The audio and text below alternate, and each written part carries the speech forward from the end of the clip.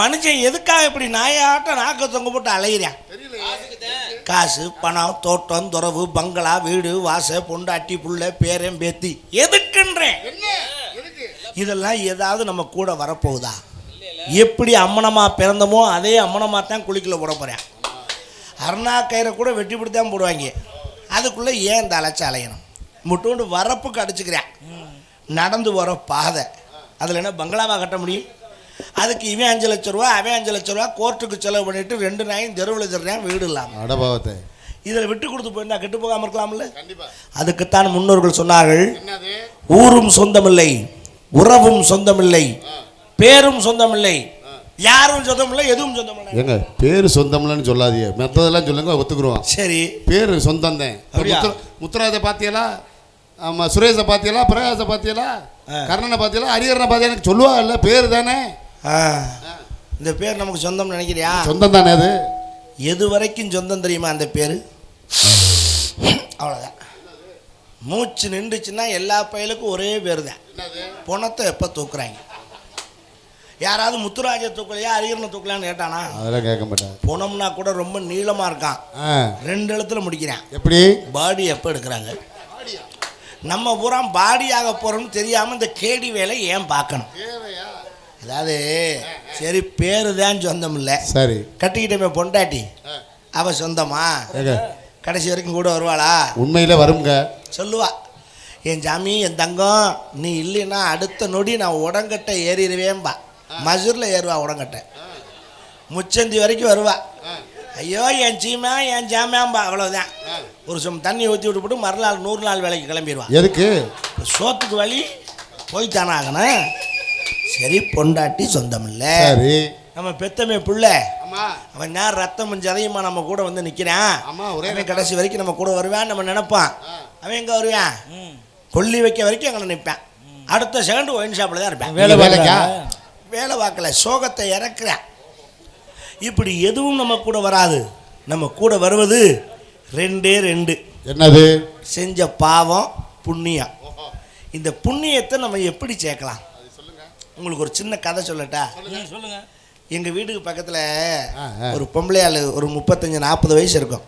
இந்த அம்மாவுக்கு ஒரு பழக்கம், தினம் காலையில் ஒரு 4 இட்லி எடுத்து ஒரு இலையில வச்சு சாம்பார் ஊற்றி அந்த வீட்டு காம்பவுண்டு சேவர் மேலே வச்சிடும்.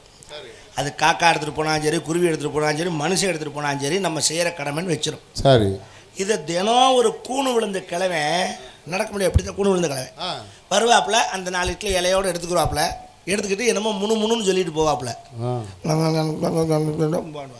ஆனால் என்ன சொல்கிறேன் அந்த கிழமைன்னு அந்த அம்மாவுக்கு தெரியல.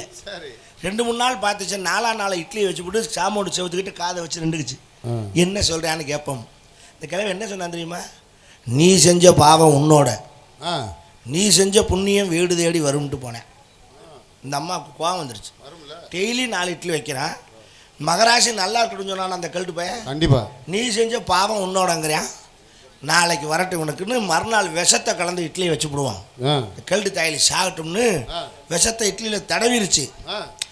அப்புறம் என்னமோ ஒரு யோசனை, இந்த கழுட்டு பையில நம்ம ஏன் கொள்ளுவானே, வேண்டான்னு அதை தூக்கி சாக்கடையில் போட்டுவிட்டு திரும்ப 4 நல்ல இட்லியை வச்சு செவத்தில் வச்சிருச்சு. சரி, அன்னைக்கும் இந்த கிழமை வந்தான், அதே வார்த்தையை சொன்னான், நீ செஞ்ச பாவம் உன்னோட, நீ செஞ்ச புண்ணியம் வீடு தேடி வரும்ட்டு போனான்ல.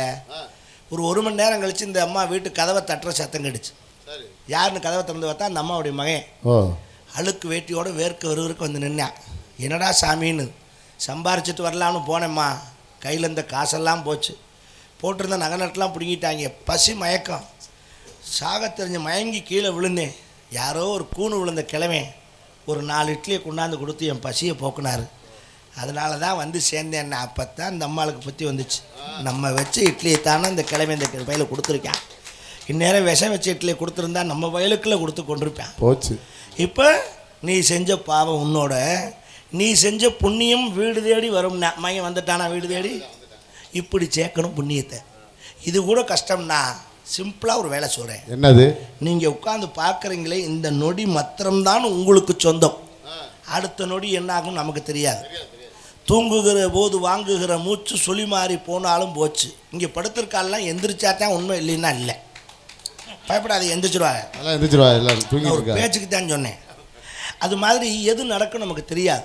இருக்கிற இந்த நேரத்தில் யாருக்கும் கெடுதல் பண்ணாமல், யார் மனசும் நோகடிக்காமல், அடுத்தவன் மனசு புண்படாமல் வாழ்ந்தீங்கன்னா அதுவே பெரிய புண்ணியம்டான்ட்டேன்.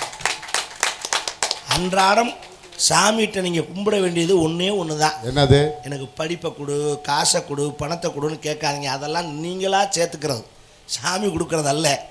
சாமிகிட்ட கேட்குறது ஒன்றே ஒன்று, நல்ல சாவை கொடுறா ஆண்டவா. எப்படி? நல்ல சாவை உண்மையில் சாவில் என்ன நல்ல சாவு கெட்ட சாவு? கெட்ட சாவு எப்படி இருக்கு? இந்த அப்போ தான் வாக்கிங் போயிட்டு வந்தார், உட்கார்ந்தாரு, பேப்பர் பார்த்தாரு, நெஞ்ச பிடிச்சாரு, முடிஞ்சு, அவ்வளோதான். இதுதான் நல்ல சாவு. ஒரு மாதம் படுக்கையில் கிடந்து அழுந்தி பேண்டு மோண்டு மருமக்கள்லாம் மனசு நொந்து வாழ்ந்து பாரு.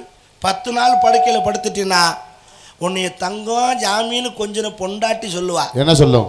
போயும் தொலைய மாட்டேங்குது, இருந்தும் தொலைய மாட்டேங்குது, இமிசியாக இருக்குன்னு. இந்த வார்த்தையை காதில் கேட்டுட்டு வாழணுமா? அதுக்குத்தான் சாவு நல்ல சாவை வேணும்னு ஆண்டவனை கும்பிடணும். நான் தினமும் அதைத்தான் கும்பிட்றேன். நீங்களும் அப்படியே கும்பிடுங்க.